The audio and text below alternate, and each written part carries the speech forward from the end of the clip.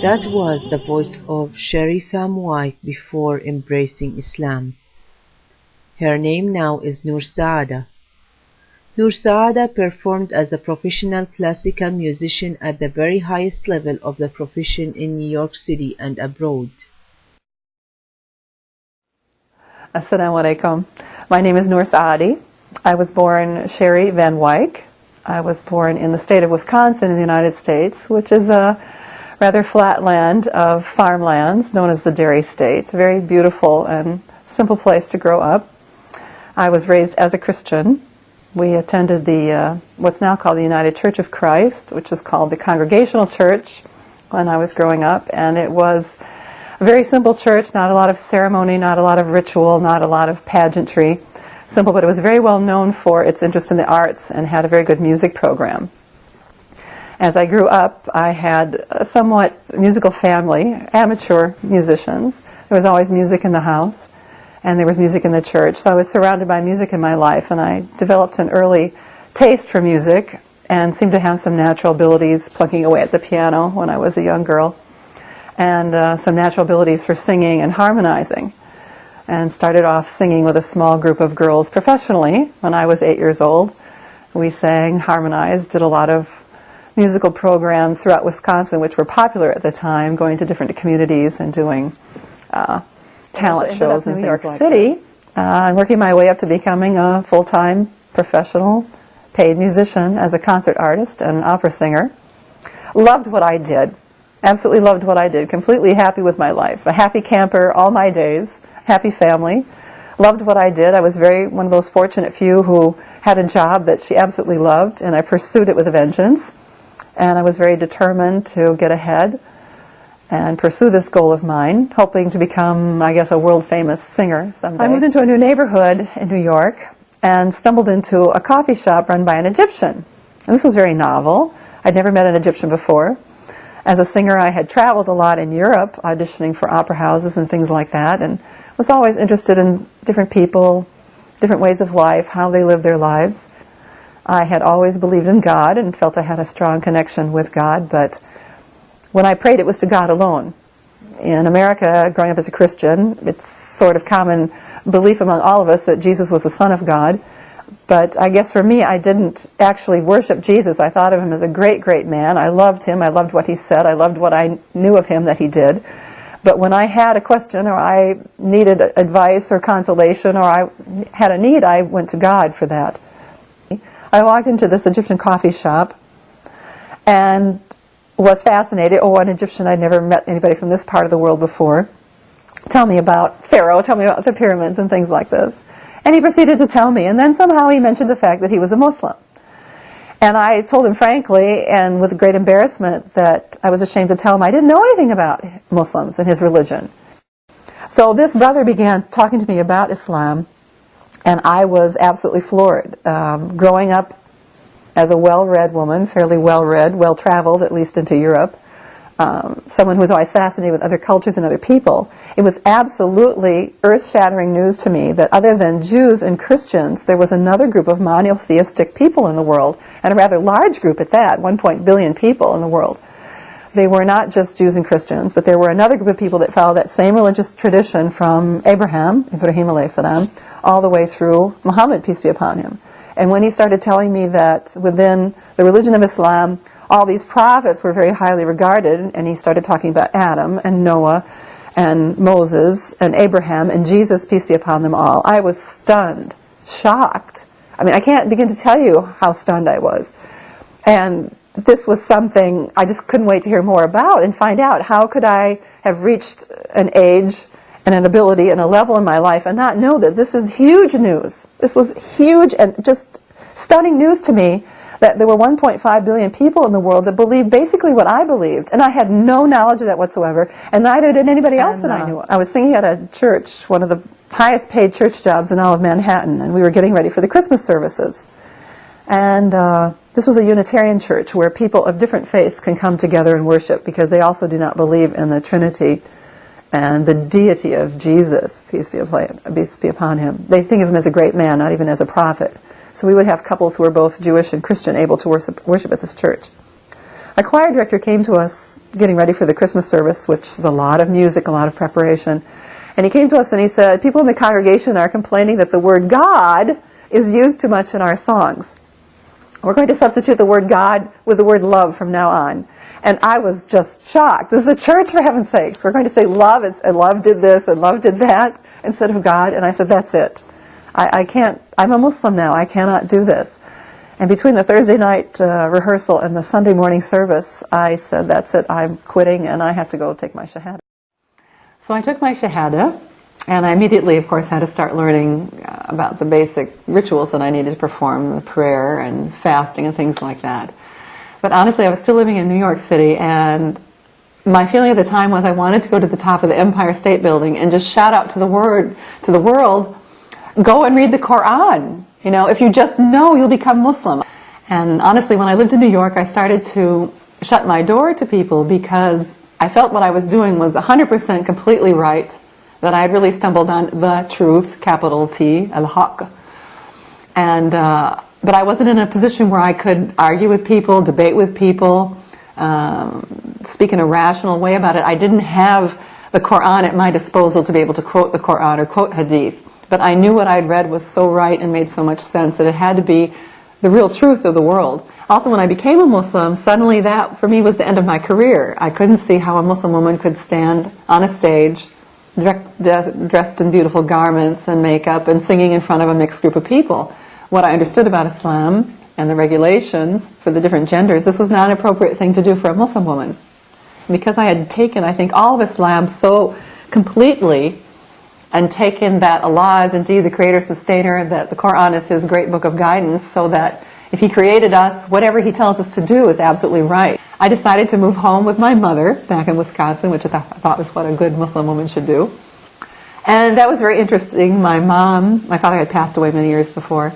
My mom was accepting of the religion, but not accepting of how Muslims dressed. When I was a new Muslim and living in my hometown in Wisconsin, I'd gone back to live with my mother. I wanted to wear hijab very badly, and again, wanting to be a full representative of Islam, looking like a Muslim woman. But my mother was against it. She didn't have a problem with the religion, but she certainly didn't like the scarf very much. She didn't want people to know I was a Muslim on the outside.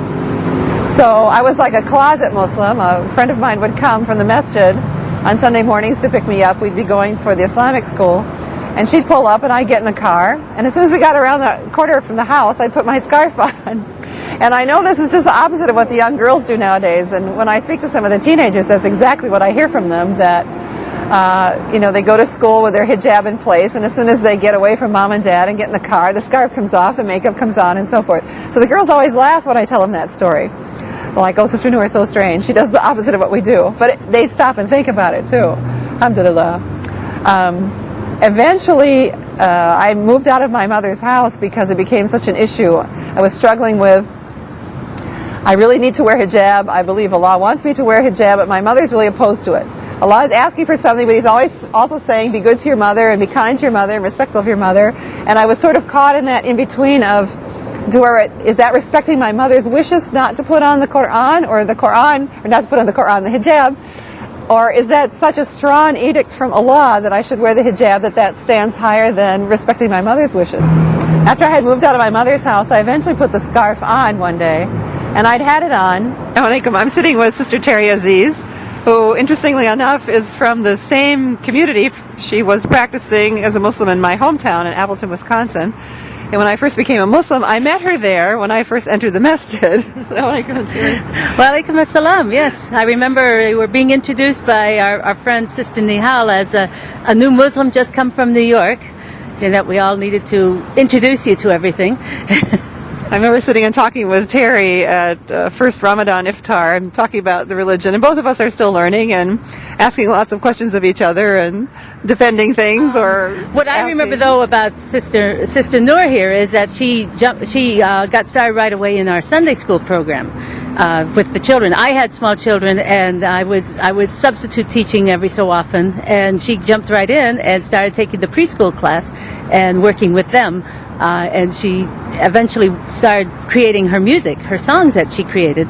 She started out with my children, got to be the guinea pigs for the first sets of songs, and everybody loved them so much when the first seed came by, and she had all the children lined up singing her variations on Twinkle Twinkle Little Star and other things that everybody thought was wonderful work. Well, I'm really grateful always to Terry and her husband, because they took me in. I was a single woman at the time, and they were so hospitable, and I spent many, many, many hours, many evenings in their home talking, having dinner.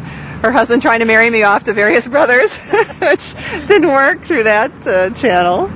But we got to talking about that. Since we were both learning at the same time, we kind of went through all the same steps at the same time. Although, if I remember right, Sister Noor was usually a half a step ahead of me on adopting something new.